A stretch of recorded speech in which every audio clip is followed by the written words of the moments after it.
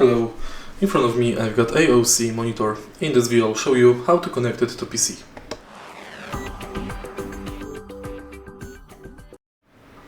In the beginning, firstly connect power cable to your PC.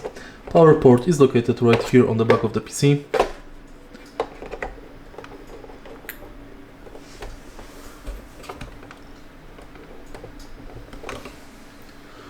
And next, connect HDMI cable. Also here, but on the other side, we've got two HDMI ports. Ideally connected to HDMI 1.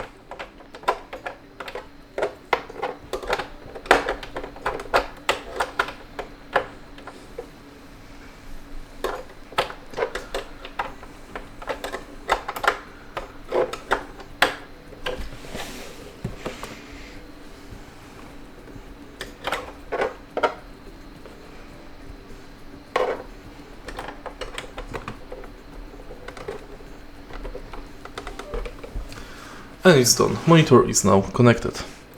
If you find this video helpful, please leave a like, comment and subscribe.